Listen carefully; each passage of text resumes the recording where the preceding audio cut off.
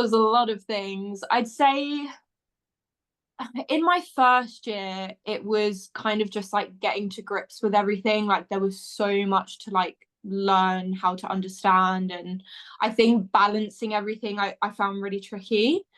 Um, my second year, I really struggled with behavior. Behavior in my class was terrible. And yeah, just, I don't know, like there's just so much going on as a teacher. And I just found it really tricky to kind of like balance everything. Like,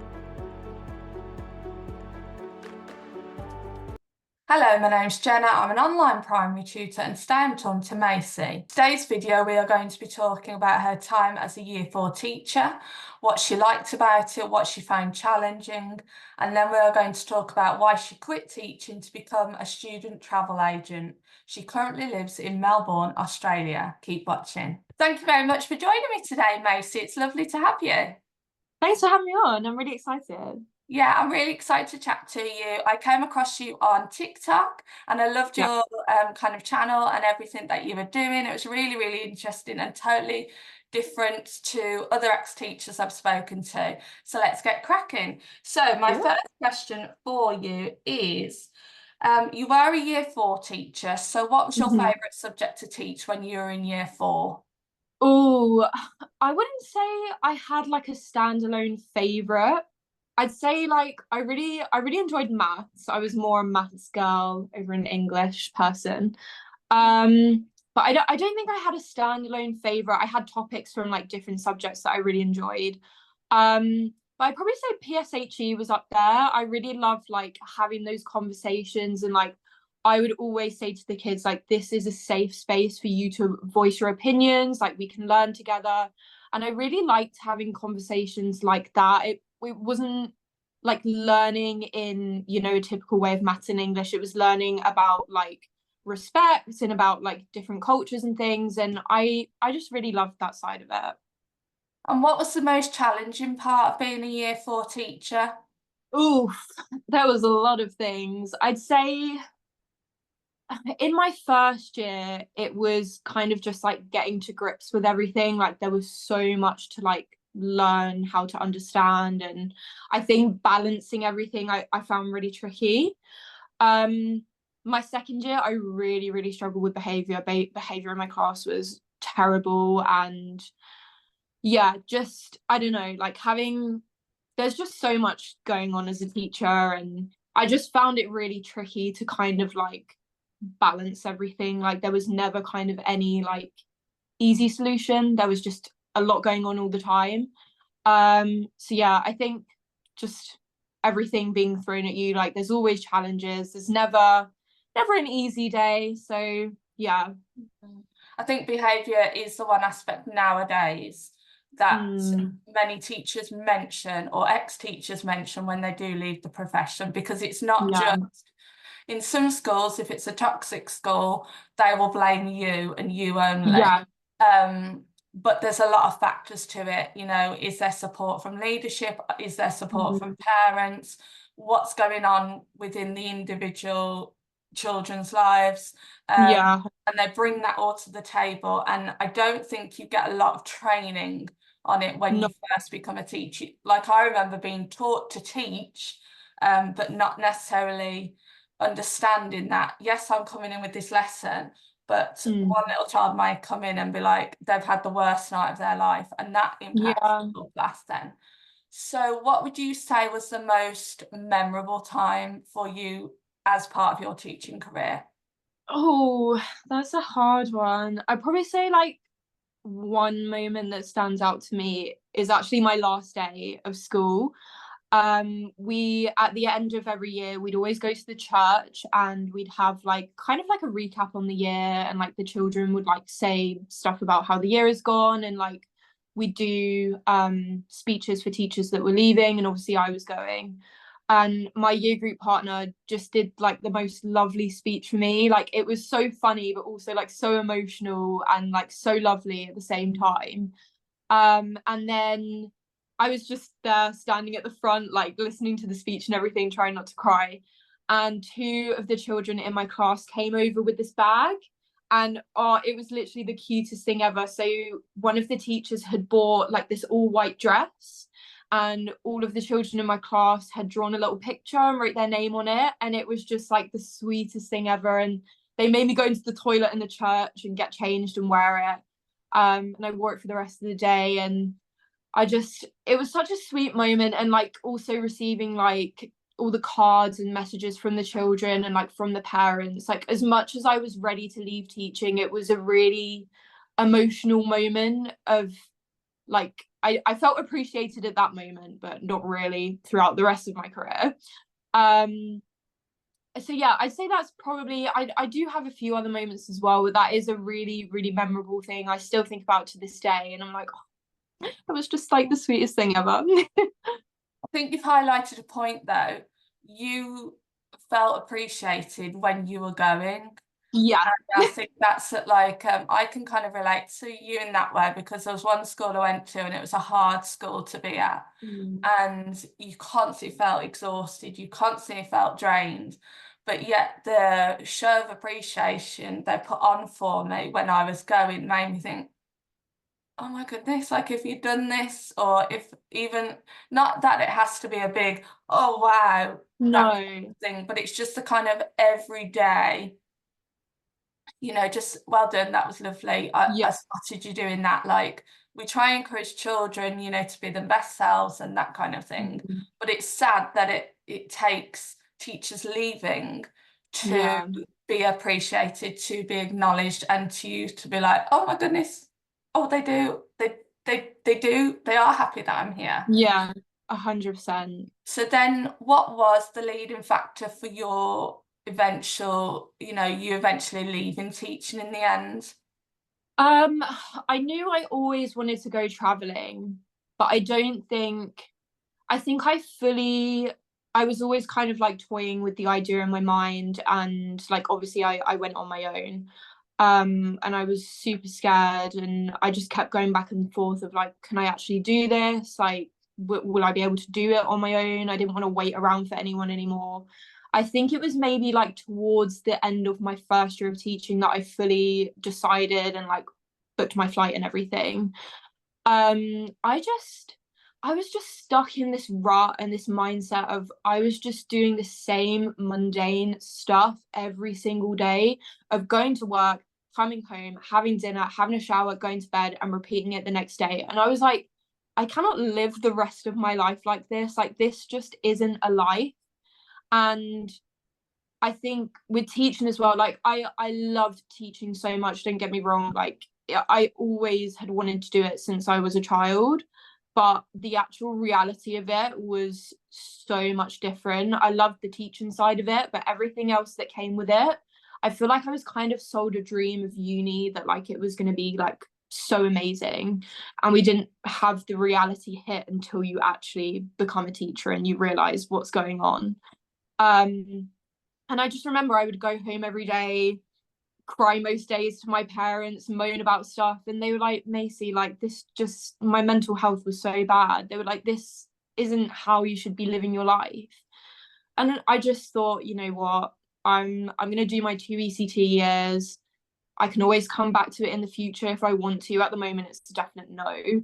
But yeah, I'm so glad that I did it, because like you said at the start about people like not moving on, and like I know some of the teachers in my school, no shame, but they've been there since they were in ECT, and it was the only school that they had been at. I was like, I don't want to be like that. Like I want to go and do something interesting with my life. So yeah, I'm so glad I did. Yeah, following on from that point, when I started teaching, that was the way. And it's funny, we're quite similar with Mm. you saying that, because when I went into teaching, when you're growing up, you're kind of going through all the steps, prior, if you go through that normal routine in society, Mm. primary school, secondary school, college or university, and you're constantly moving on. And then in my experience, and it seems pretty similar to you, that when you then went into teaching, you were like, is this it? Yeah. Like for the rest of your life? And like you said about the teaching, like for most teachers, they love working with the kids. It's Mm. not the teaching side that pushes them No. out. It's because teaching really, you know, the actual planning, because I used to love like the planning, the resource. Yeah, That was so exciting for me, and I was so enthusiastic. But eventually that is just taken out of you because of, like you say, everything else. yeah, It's no one really tells you about that, and the no. perception that people have in the public about teaching is very, very different Oh, reality. And only until you know someone that's been a teacher or you yourself have experienced it can you comment on what the job is actually like. it But still yeah. infuriates me to this day. Like when I see TikToks of people slating teachers saying, "Oh, you get all these holidays and you only work like 9 till 3," and like even though I'm not teaching anymore, like it just makes me so angry that people don't realize like how much actually goes on behind the scenes. Mm. But then you did something very exciting. You moved Yes. to Melbourne. And why did you choose Melbourne? Well, I never actually chose it. So when I first decided I was going to go traveling to Australia, I just booked a one-way ticket and I was like, I'm just going to go with the flow and see what happens. I knew I was always going to travel up the East Coast. But then I didn't know. I was like, am I going to stay and work there? I want to go travel somewhere else. So I said to myself, like when I was traveling up the East Coast, I went up from Sydney to Cairns. And I was like, hopefully I'll find somewhere along the way that I want to like settle down and live and work for a little bit. And I just didn't get that feeling anywhere. And after I finished my trip up in Cairns, I came down to Melbourne because I hadn't been here yet. And I don't know what it is, but as soon as I got here, I just got this feeling and I got this vibe, and I was like, this is the place. And I just knew from that moment on that I wanted to live here, and I love it here. Let's talk about that step though, going all the way to Melbourne, Australia on your own. Like, were you Yeah. terrified? Because I would Yes. personally be terrified getting on that Yeah. plane, not knowing what is about to hit me.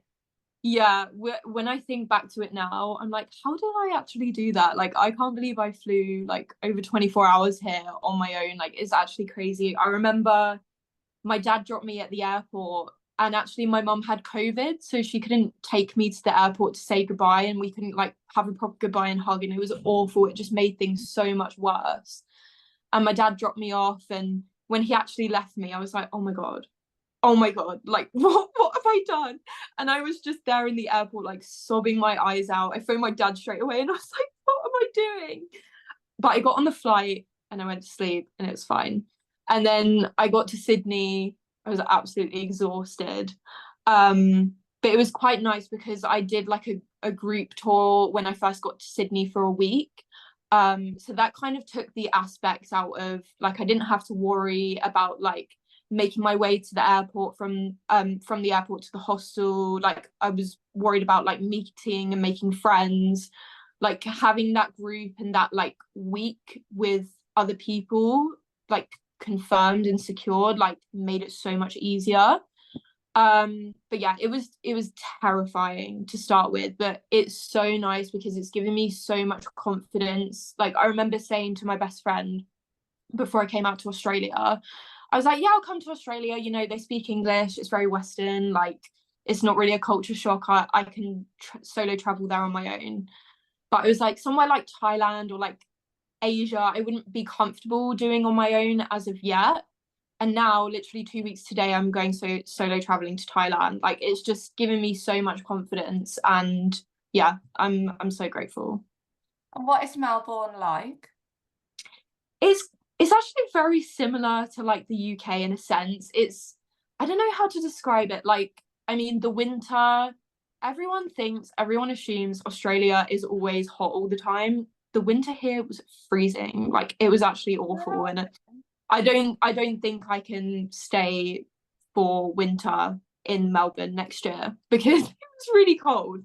I feel like at home we're prepared for it. Like the um what do you call it? The like insulation here in the houses is shocking. So it's like Oh, literally colder inside than it is outside. I think that's like why it makes it so much worse.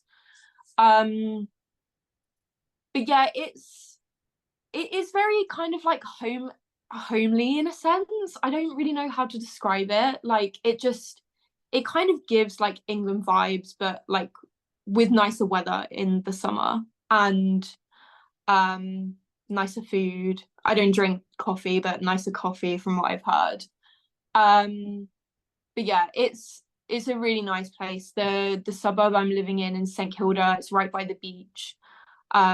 So I just love it because as well, where I grew up, I was from like a tiny little village and there was nothing going on there and it was honestly so boring.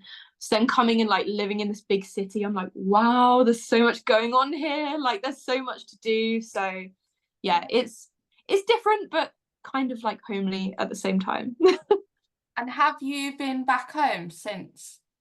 No, I actually have no idea when I'm next going to be home, which is a bit crazy. I would really love to be home this Christmas because Aussie Christmas wasn't the same. Like it's just really weird being on the beach and in the sun. So I would love to be back home for a UK Christmas, but maybe next year. Oh, wow. And how are your family coping with you being away? Um, I think it was really difficult at first. Like it was a lot to get used to. Especially like I lived with my parents and it was just always us three all the time. So they had a lot to kind of like adjust to. They obviously still find it difficult now. It's got a lot easier.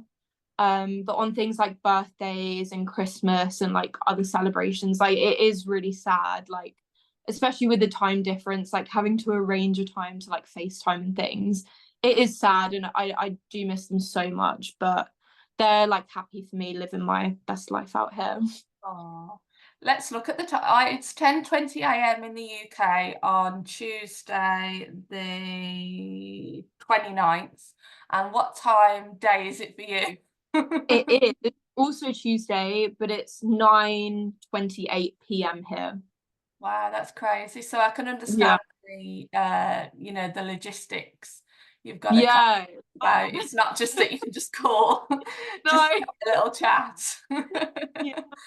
But that's so brave. And like the group program that you went on, you obviously planned that before. So then Mhm. after that, did you then just move into your own place and just go for it on your own and look for a So job? yeah, after the week's group tour, I did the rest of the East Coast on my own. Then when I got up to Cairns, I came down to Melbourne. That's when I was like, yeah, this is the place. I think I was here for like 2 weeks. Then I went to Sydney for Christmas and New Year, which was insane. Then I came back here, and then that's when the reality hit of like, oh my God, I have no money. I need a job. I need a place to live, and it was very stressful. Um, I managed to find a job like fairly quickly, but it wasn't very consistent. I was working in a cafe only with like a couple of shifts a week. I managed to find a flat share quite quickly as well, maybe within a week of being back in Melbourne. But that's another story for another day because that didn't turn out very well. Um, Okay. so yeah, it was kind of a January, February, March were very stressful months. Not being able to afford my rent, I like had to take money off my credit card and not getting many hours at the job, and I ended up in hospital as well. So it was Oh my all goodness. yeah, it was a bit crazy. And was that scary because of obviously being on your own and dealing with that? Yeah, so scary because as well, I'd never been in hospital before, like myself. I'd obviously been to like visit people, but I'd never been myself. Oh gosh, you're Um, lucky. I know it was so unexpected as well. Like I just went to the doctors with like lower abdominal pain and they thought it was appendicitis, so they referred me to get a scan. And then they were like, you need to stay in overnight. And I was like, oh my God, like really panicking. And my dad was on his way to work and I phoned him and he's like, oh, you're feeling better? And I was like, not really, because I'm having to stay overnight at the hospital. And everyone was stressing. My mum phoned me crying and I was like, you're just making it worse.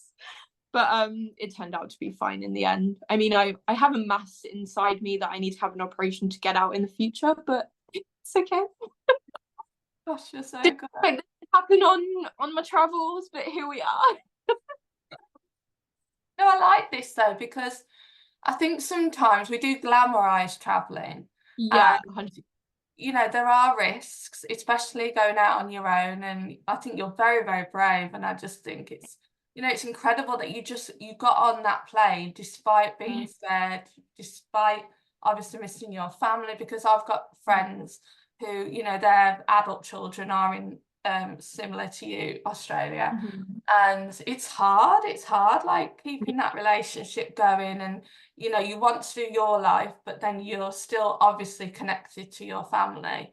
And it's Yeah, balance that wanting to live your best life, but keeping those connections strong. And I really admire you for going for it, because, you know, to face all those challenges on your own, you know, you've mm, got your family, but, you know, like you say, the time difference, you can't yeah, always contact them.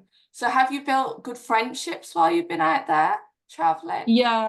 I've been really lucky to make really good friends when I've been out here.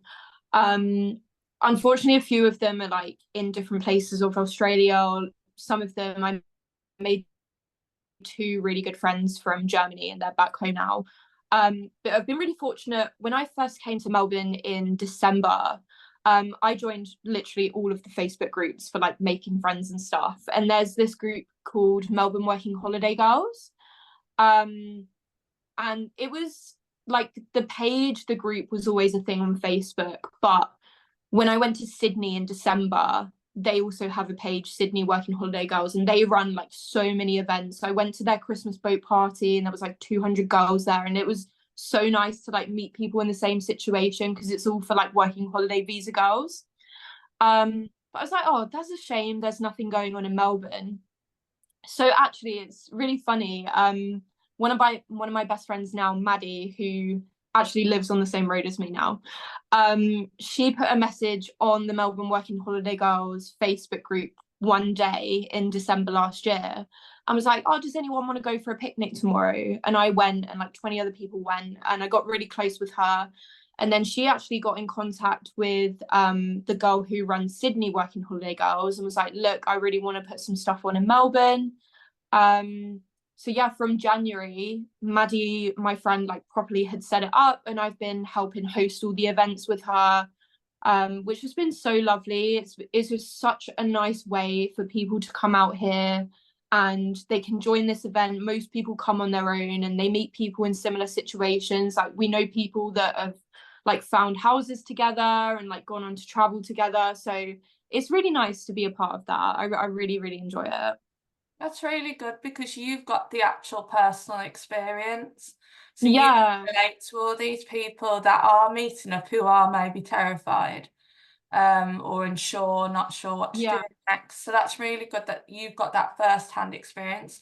So how did your job of student travel agent come about?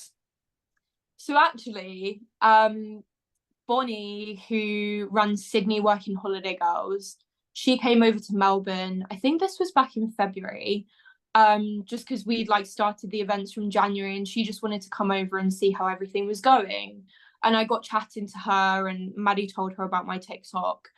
And she was like, "Oh, you'd be really good for this job. Like, I know someone who works at this company who's looking for someone to do like these travel talks and like work with students in English language schools, and I think you'd be really good for it." And I was like, "Okay, well, link me up then." So I literally had, I think it was like the next day or the next 2 days, I had a phone call with the guy from the company. Um, and we had like quite an informal interview, and he was like, yeah, we're happy to give you the job, and it like literally is so perfect. It took a while to get started because my boss at the time was training someone in Perth, so she couldn't come over to Melbourne quite yet. So I kind of had to hang in there and squeeze out the last of the cafe shifts. But yeah, it all kind of like came out of nowhere. And I think like I always say that everything happens for a reason. I was kind of at like rock bottom then. I was saying to myself, like, if this doesn't get any better, like I'm honestly gonna have to come home because I was running out of money. And then it all worked out for the best. That's incredible. And again, I like the fact that you're telling like the truth behind the traveling, because again, we see it so glamorized sometimes, and you have to be honest. It won't be perfect all the time, and it's really good that you've got good connections. And I think with anything in life, it's who you know. Yeah. You do have to put yourself out there. You do have to, especially when you're on your own and you need help, Mhm. you do have to, speak to different people. But on the same note, what safety tips, um, if there was other people traveling, such as yourself, Mhm. what safety tips would you share with those people so that they could remain okay and safe? I think a huge one that I do is I have my dad on Find My iPhone, and Oh yeah. I it just makes me feel really safe that like he, bless him, he stalks me all of the time, but like I kind of love that like he knows where I am, he knows what I'm up to, like he knows my plans for the day and for the night. Like if I was to go out somewhere, I don't know, in the middle of nowhere, he'd know that's not right. I mean, I don't know what he'd be able to do from the other side of the world, but like he knows that there would be something wrong. Um so I really love like having that. And I think like just having your wits about you, like just be careful, like with your belongings, you know, like don't have like flashy things on show. I think Australia like is quite safe. I found it really safe when I was traveling. Obviously nowhere is like super safe, but I did find it really safe, like especially as a solo female traveler, like we have a lot more to worry about. If that's another thing people are worried about as well, like girls being on their own, like you can get female only dorms in hostels, which I know a lot of people feel more comfortable with. um but yeah, I think just have, as long as you have your wits about you, like if you're going out drinking as well, like make sure you know you've got friends around you, like watch your drinks, and like don't just go walking off on your own. um Apart from that, there's nothing like huge here. I think, yeah, I genuinely found it quite safe. Good. That's really good. And to just kind of jump back to your kind of job, um, what's like a typical day in the life for your student travel agent role? So I work in four different English language schools, and it's really funny when I like first say to people that I work with students because they assume they're like children, but they're like fully grown adults that have like traveled from another country to come and learn English.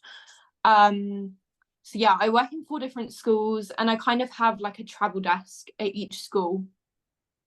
Um, and the students will like come up, like it could be they want to, we obviously have like all the day trips around Melbourne. They might be like, I want to go to the Great Ocean Road this weekend, or I want to go to Phillip Island and see the penguins. We'll book like day trips for them.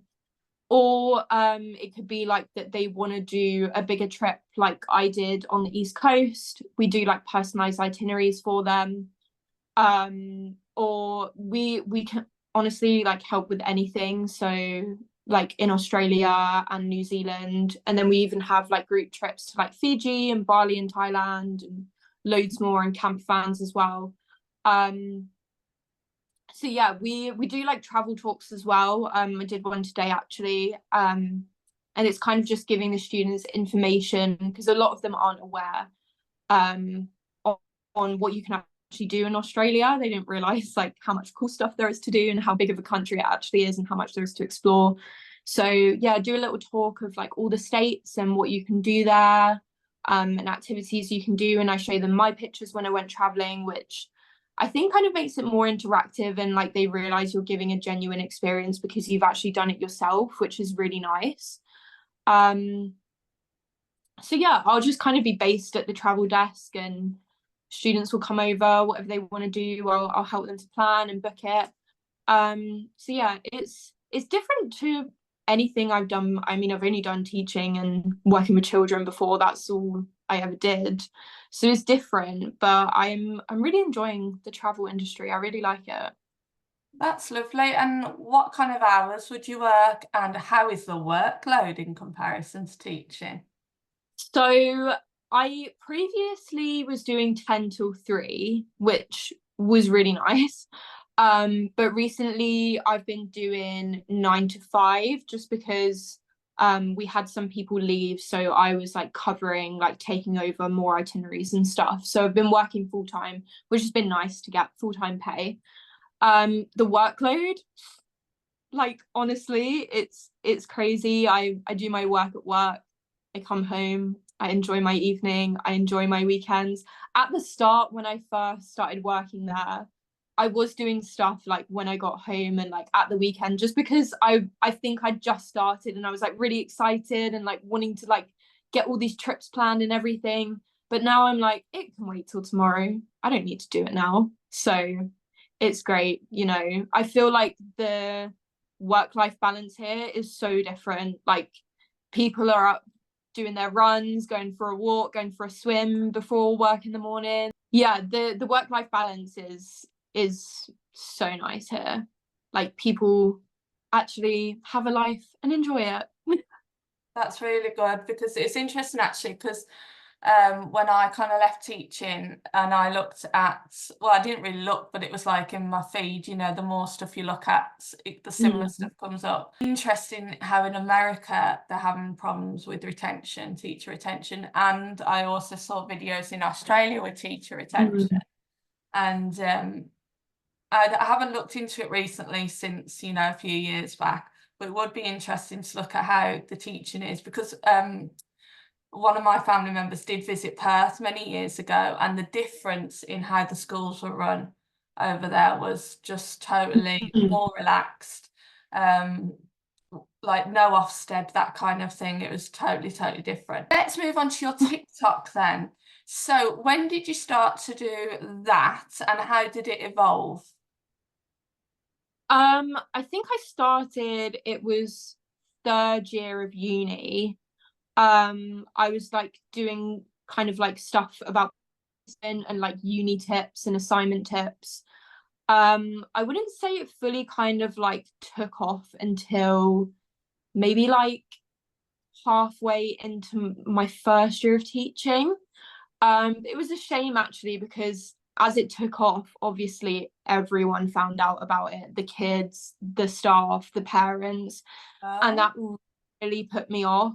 Like I just stopped posting on there for months just because I felt really embarrassed of like I don't know, I heard like a couple of staff members kind of whispering about it, and like the kids thought it was cool and the kids thought I was cool, and I was like that's fine.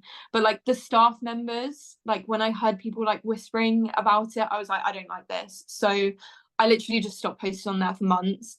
And then I was like, you know what? Like why should I care what other people think? Because like it was actually really going off like just before I left. Like I was getting quite a lot of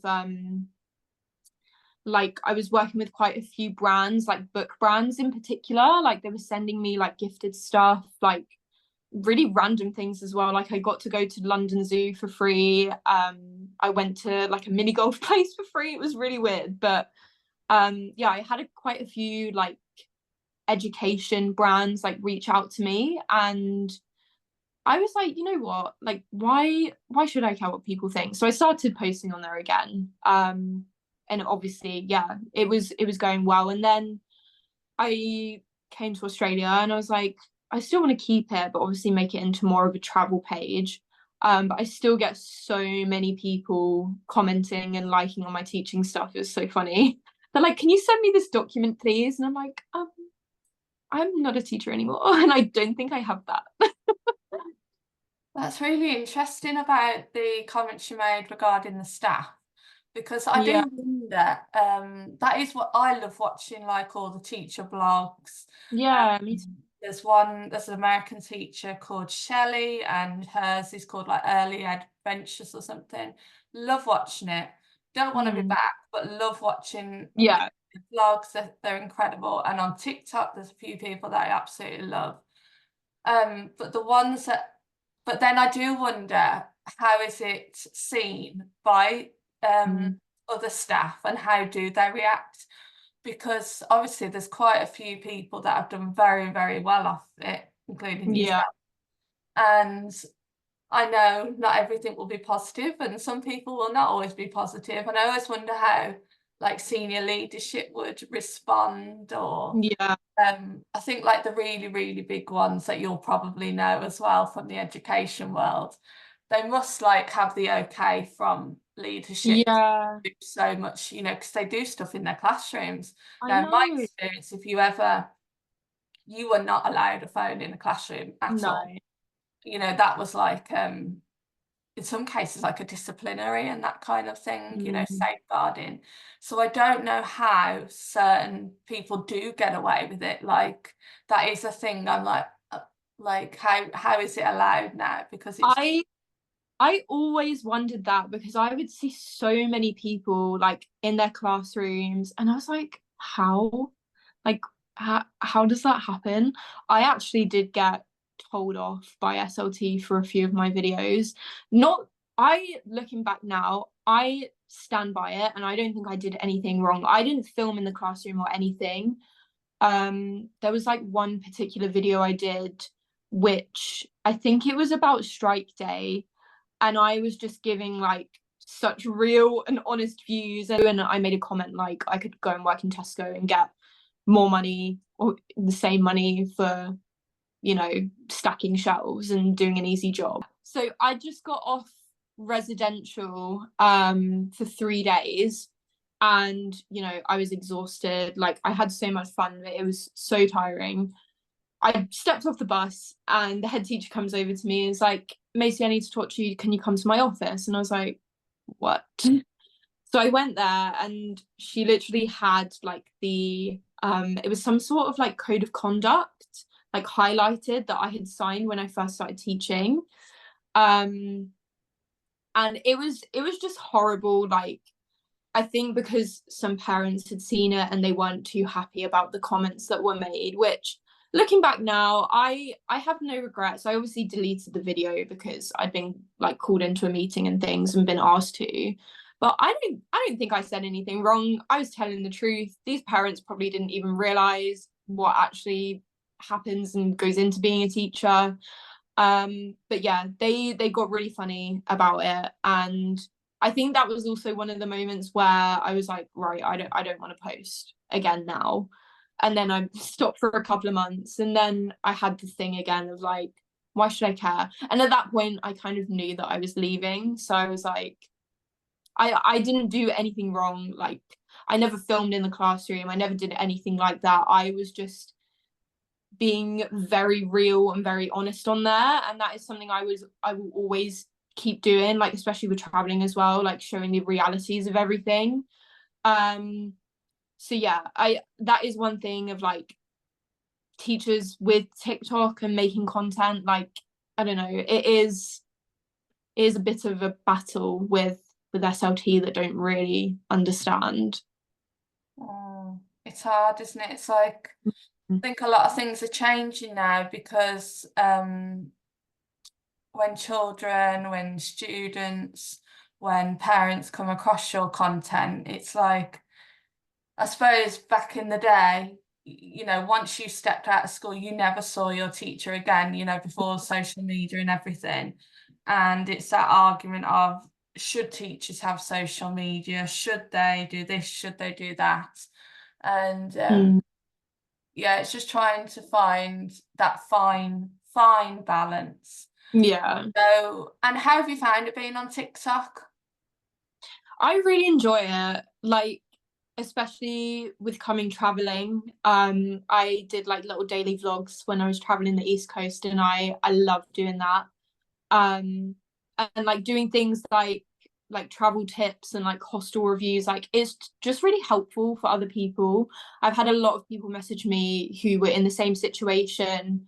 Some people like in the teaching profession that have wanted to leave and go traveling, some people just wanting to go traveling on their own.